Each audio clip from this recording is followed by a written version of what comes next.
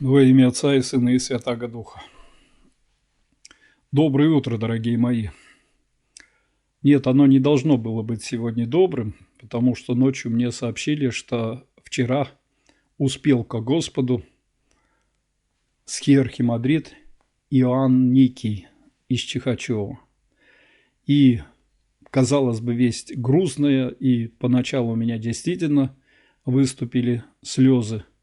Но потом в ходе размышлений и воспоминаний о том, как мы с ним имели отношения в течение 31 года, мне стало на душе радостно.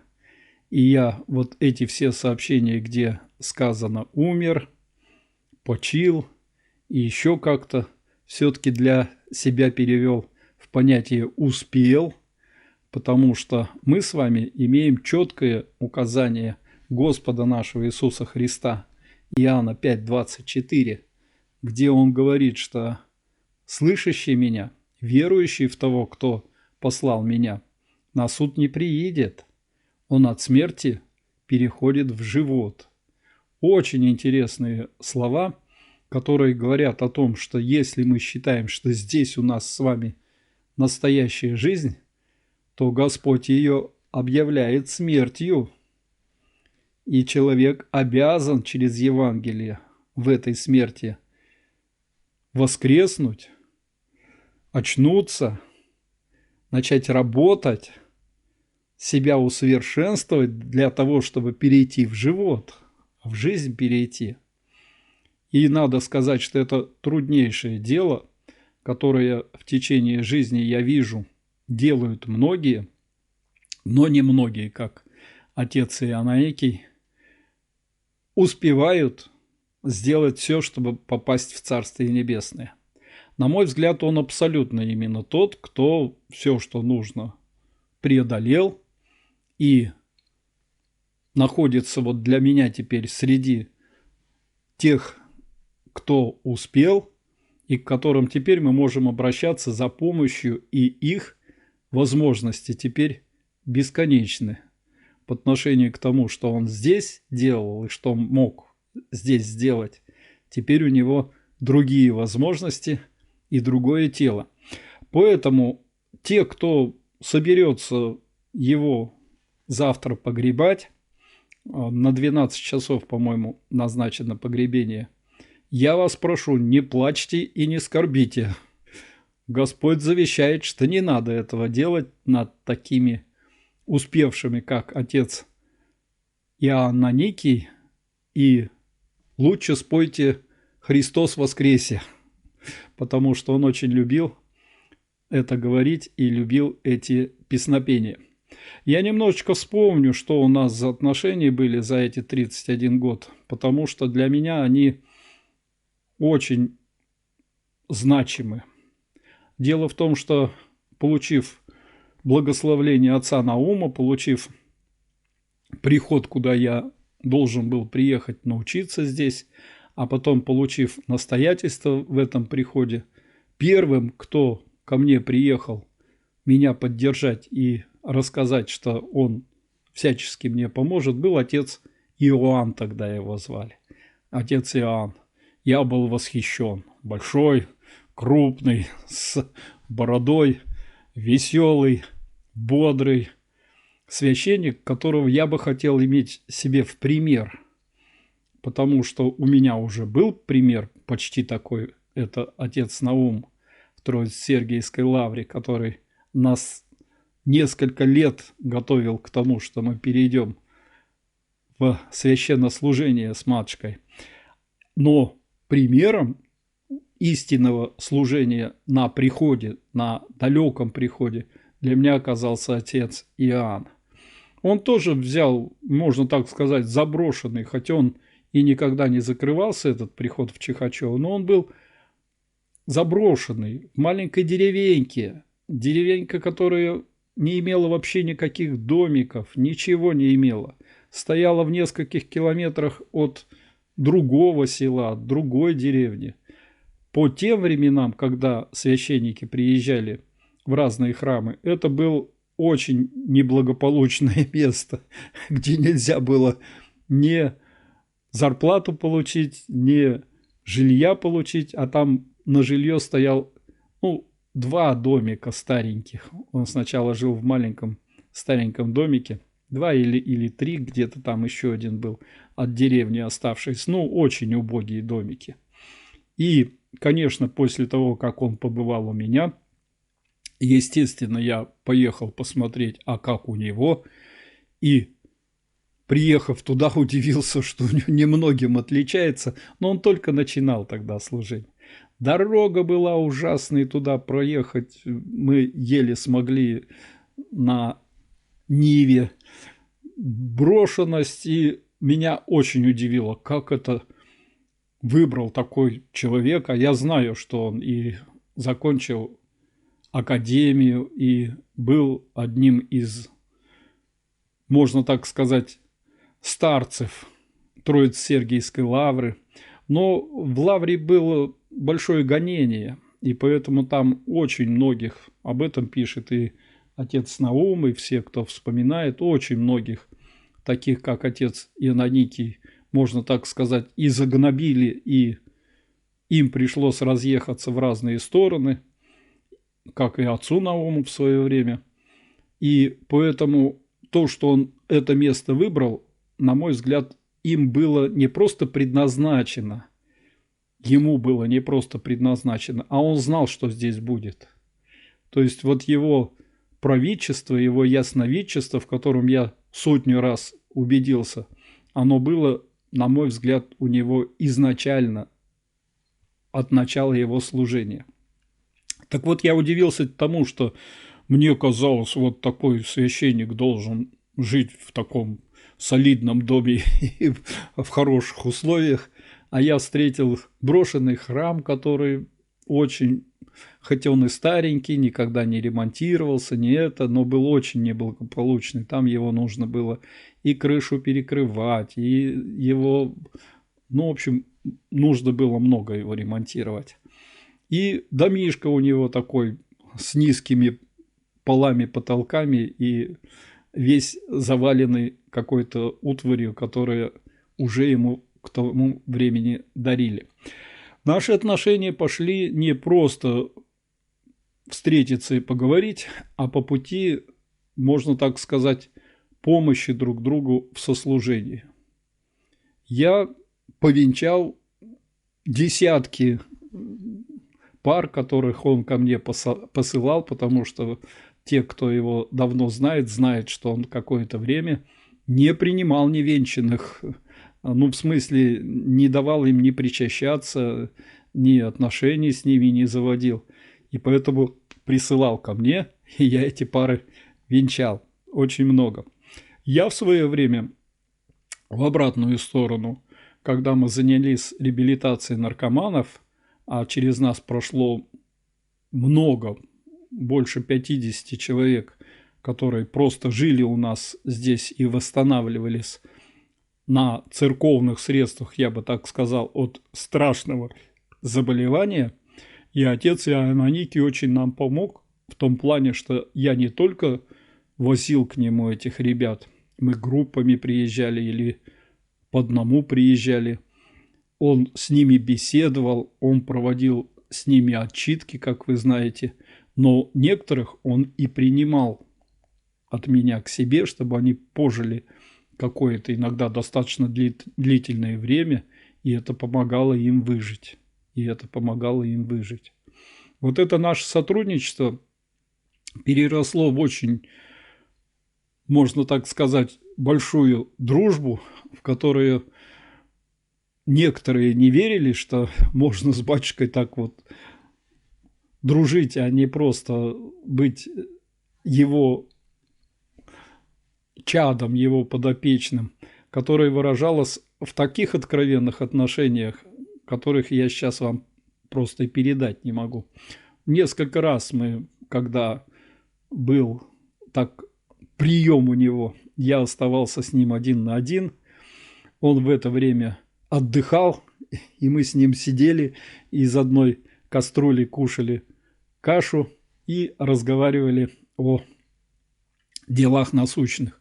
У него все время был взгляд не просто на человека, он все время заботился о том, что происходит в стране.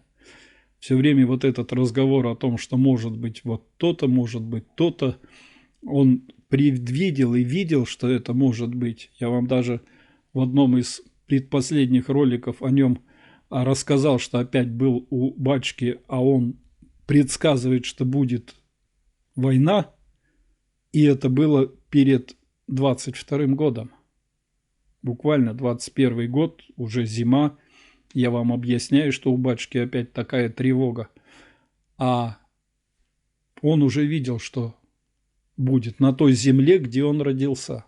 Он на самом деле из тех мест, он на самом деле казаками признается как атаман, и поэтому ему это все близко и было тяжело, то, что там творится, но он не унывал. Последний раз, когда мы об этом разговаривали, также сели над кастрюлей каши, он начал разговор, что вот смотри, что будет, а потом сказал, ну, ты сам знаешь,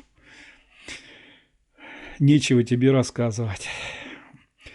Вот эти светлые воспоминания в течение 31 года мы встречались, я думаю, не 100 раз. И я помогал ему привозить людей, которые помогали ему, в том числе и храм ремонтировать. Помню случай, как одним из тех, кто вложился хорошо в храм, был человек, который уже мне был знаком, мы с ним в Москве встречались, он был в ведомстве в государственном, таким хорошим чиновником. Звонит мне однажды этот человек и говорит: отец Михаил, я должен к вам приехать. Я должен к вам приехать. Я сейчас соберусь, скажите, когда вы будете дома. Я говорю, ну, буду дома, приезжай. Он приезжает, у него глаза вот такие, и начинает рассказывать: слушайте, я спал, но это не сон, это какое-то просто видение. Вот у меня вдруг возникло, я вижу храм, к которому вот так поднимаешься на горе. Значит, храм стоит на кладбище, а над храмом купол. Вот такой, говорит, прозрачный купол, как шар, говорит, мыльный, переливается такой купол.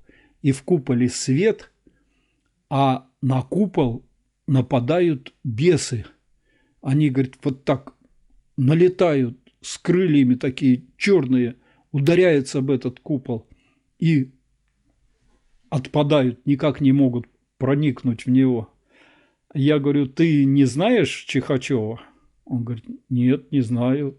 Что это за Чихачева? Я говорю, поехали. Мы поехали, и те, кто знает, как туда ехать, знают, что вот речку переезжаешь. Кстати, на речке был когда-то, не было, можно так сказать, моста, там было так опасно переезжать. Это отец Аноникий все, дороги эти сделал, мосты тут все эти навел. Так вот, мы перебираемся через эту речку на машине этого москвича, только поднимаемся, а леса вокруг тоже не было. Были поля, тут все было распахано. И вот в этом пустом месте, так на изгибе, казалось бы, вот горизонта, на горе стоит на возвышенности храм, и он чуть не задохнулся за рулем. Остановился, вышел и говорит, так это же тот самый храм. И я говорю, и купол над нем? Я, говорит, прямо и сейчас вижу этот купол. Вот такое интересное у нас было событие. Мы приехали, батюшка его как родного встретил, а он уже просто и не сомневался, что он в том месте. Много-много раз приезжал, дал хороших денег на крышу. Этот человек сказал, вот это да. И у него было ощущение, когда подъезжали, а когда-то не было вот этой, значит, этих, ну вот загородок, был просто, начинался, грубо говоря, Чихачева прямо от домика, где жил батюшка здесь у дороги. И вот он только к этому домику мы подъехали, и он такой, этот человек говорит, ой, я прямо ощущаю себя вот в этом куполе под этой защитой.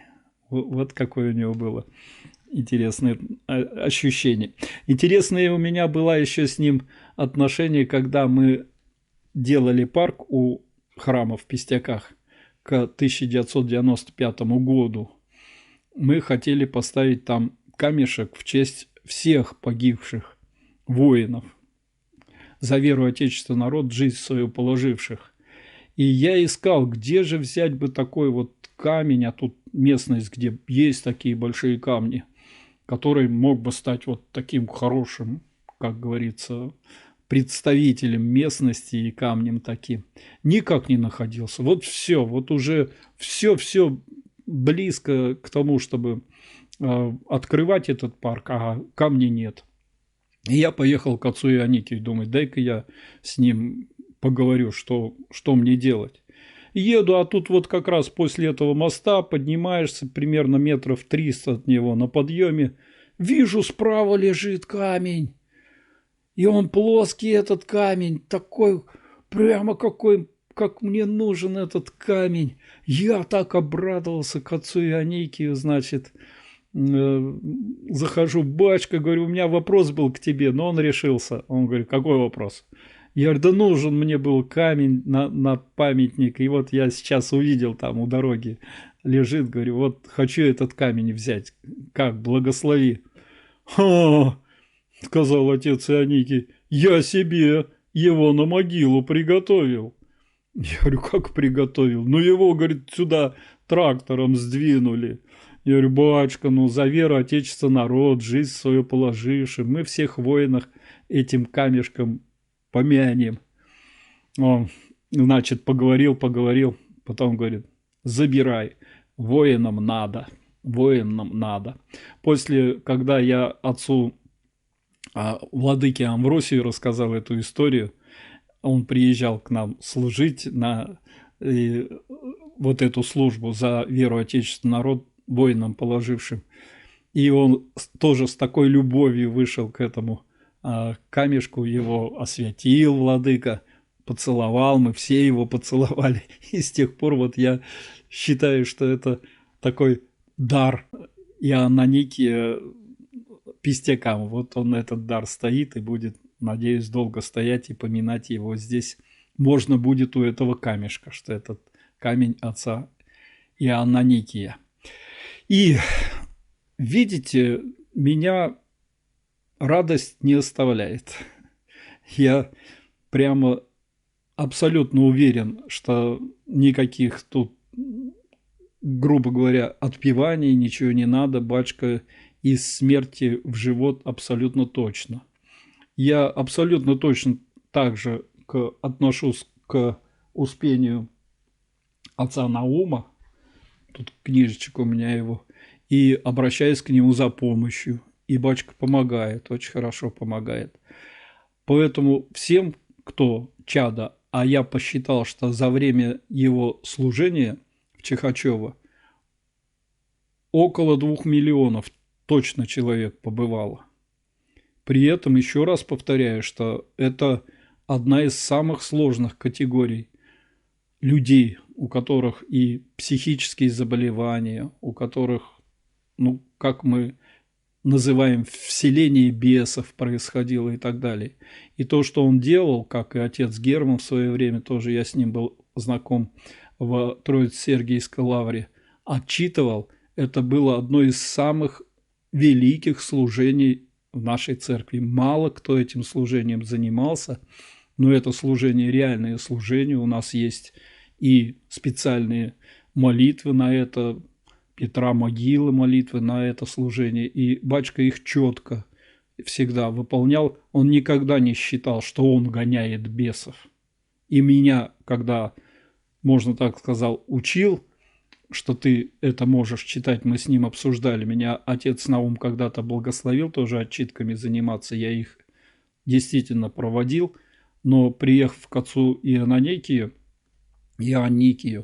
я спросил, батюшка, а как? И он сказал, да очень просто, вот эти молитвы читай и все. Главное, и сам, можно так сказать, не считай, что ты их гонишь, их гонит бес. И когда я служил с ним в храме неоднократно, я видел, что именно такое отношение у него было. Вся надежда на Бога. Это вера в Бога у него была, можно так сказать, бесконечная. И почему я радуюсь вот сейчас тому, что произошло? Потому что после того, как на него произошли гонения, у меня все время был небольшой страх. А как он эти гонения переживет? Человек старый, у человека диабет, у человека нет ноги. Вот. И вы помните, у меня есть этот ролик, где я приехал с ним побеседовать. Конечно, ролик не всю беседу нашу отражает, мы с ним много поговорили. Главный вопрос у меня был, как он относится к лишению сана. На что он очень просто так сказал: ну, Бог-то не лишил. Это все. Я вот этой фразе был настолько счастлив, потому что точно так же я ее применяю и к себе. Ну, Бог-то не лишил. Вот, поэтому я и считаю себя в сане, и считаю, что в какой-то степени сопричастен к этим делам, которые, к этому служению, которое и отец Иоанн Аникий производил. И вот эти годы, где ты живешь без поддержки епархии, без поддержки патриархии, ты живешь как, можно так сказать, оторванный, в общем-то, изгнанный, на мой взгляд, очень опасно для человека. То есть многие могут сдаться, многие могут впасть в уныние, не просто могут, а я прямо знаю, как у нас в епархии после таких гонений погибли отец Николай, схиеромонах, Харисанф, отец Анатолий в Кинешме, ну и отец Василий и так далее, которые вот не выдержали того, что с ними произошло. Их болезни в них воспалились, и они все очень рано ушли. Очень рано ушли. И я подумал, а как батюшка вынесет? Вот что. И вот все эти годы у меня все время было опасение. А если инсульт, и с ума сойдет, и окажется все не так, как на самом деле вроде представляется, потому что когда человек когда у него ум отходит, он может показаться в истинном своем лице.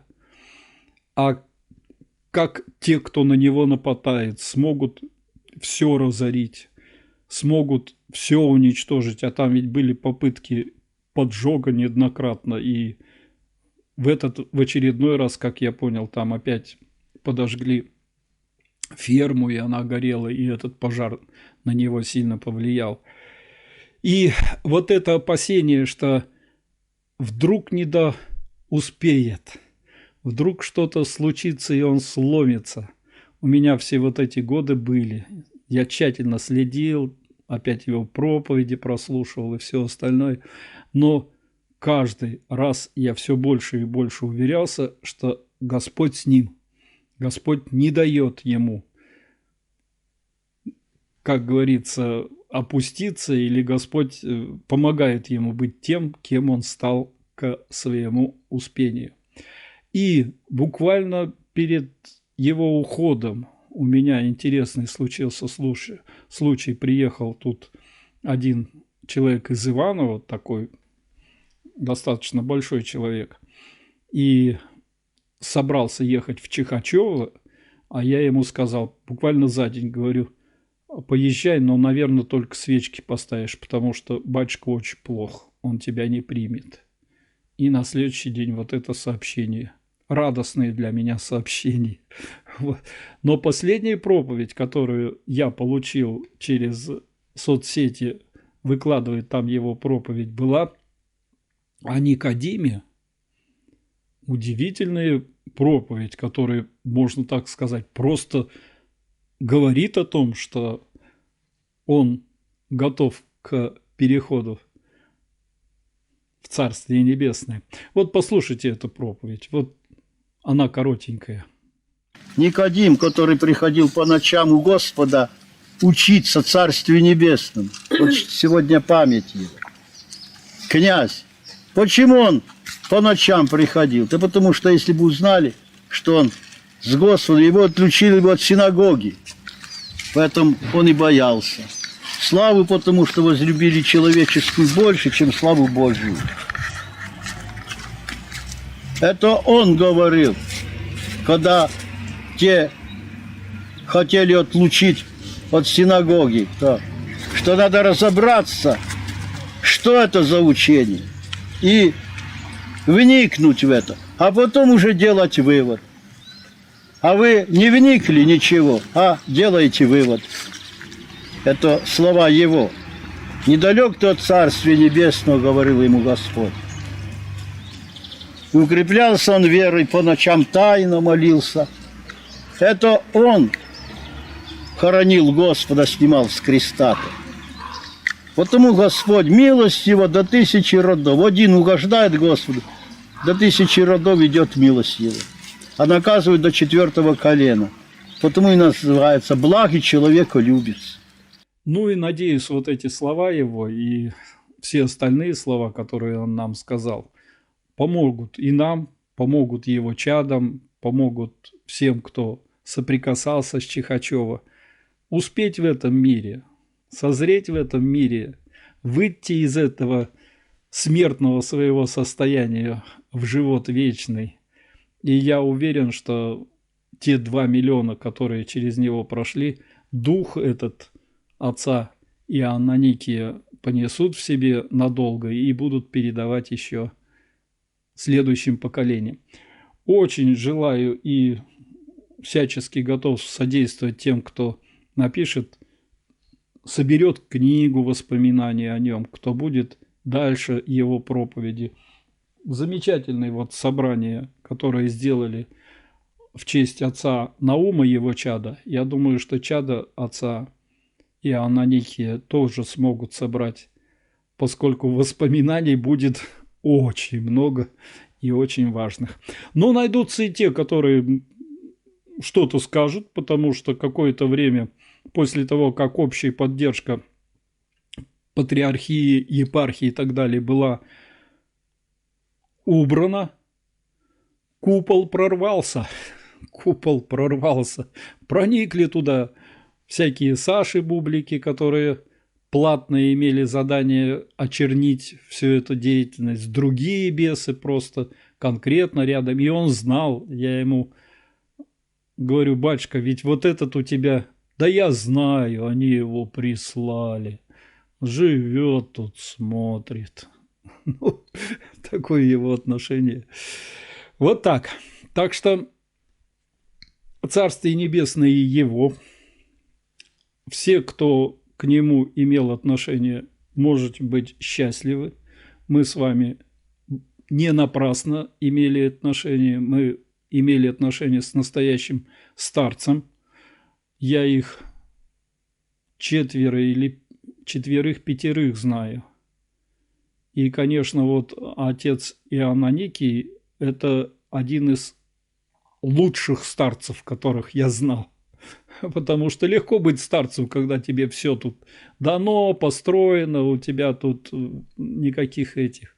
А вот оставаться старцем, когда тебя гонят, всего лишают и на тебя ушаты грязи льют, вот это подвиг. Вот это... Я после него понял, что гонимость и есть главный признак настоящей духовности у нас на земле, у нас в православии. Так что будут вас за отношения с ним гнать, обвинять, ругать. Бесы сейчас просто всячески у нас царствуют и очень сильно мешают как нашей стране, так и нашему православию. Но с такими святыми, как отец Иоанн Никий, мы все победим. Мы все победим. Мне еще раз православие доказало, что с Богом, с православием все возможно. Так что здоровья вам всем, радости, помощи Божией и помощи отца Иоаннаникия из Царствия Небесного. Аминь.